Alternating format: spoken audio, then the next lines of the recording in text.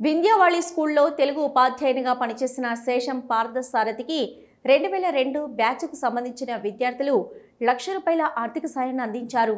శేషం పార్థసారథి 1999 నుంచి సుమారు 2010 వరకు వింధ్యావాళి స్కూల్లో తెలుగు ఉపాధ్యాయునిగా పనిచేశారు.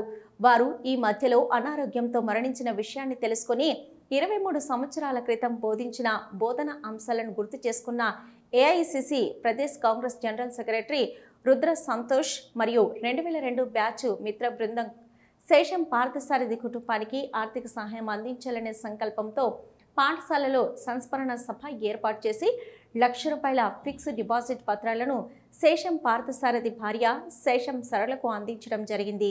చదువు అయిపోగానే గురువును మర్చిపోయే ఈ కాలంలో 23 సంవత్సరాల క్రితం విద్యను బోధించిన గురువులను గుర్తుంచుకొని ఇలాంటి కార్యక్రమం చేయడం సమాజంలో ఒక స్ఫూర్తిదాయకమైన కార్యక్రమమని ప్రముఖ జ్యోతిష్య, వాస్తు, ఆగమశాస్త్ర పండితులు నమలికొండ రమణాచార్యులు తెలియపరిచారు. ఈ కార్యక్రమంలో AICC Pradesh Congress general secretary Rudra Santosh, Vidyavali school chairman Lakshmi madam మరియు ప్రముఖ జ్యోతిష్య, వాస్తు, ఆగమశాస్త్ర పండితులు నమిల్కొండ రమణాచార్యులు మరియు ఉపాధ్యాయులు, 2002 బ్యాచ్కు సంబంధించిన మిత్ర బృందం, విద్యార్థులు, పలువురు ప్రముఖులు ఈ కార్యక్రమంలో పాల్గొన్నారు.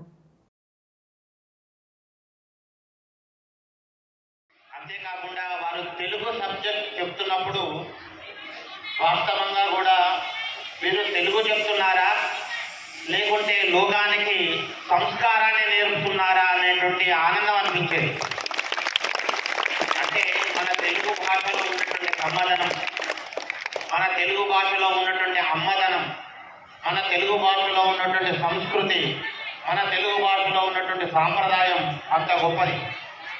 అప్పుడున్న పాఠాలు కూడా అలాంటి గొప్పనైనటువంటి పాఠాలు, అప్పుడున్నటువంటి సెలవులు కూడా అంత గొప్పనైనటువంటి మిత్రలాభం, మిత్రభేదం, గొప్పనైనటువంటి ఒక ఆధ్యాత్మికమైనటువంటి ఒక స్ఫూర్తినిచ్చేటువంటి పాఠాలు ఉంటుండే. అటువంటి ఆ పాఠాలు చెప్తున్నప్పుడు ఆ సుమారుగా 2010 వరకు ఉండేటువంటి లెసన్స్ కూడా ఆ అద్భుతంగా ఉండేటువంటి లెసన్స్.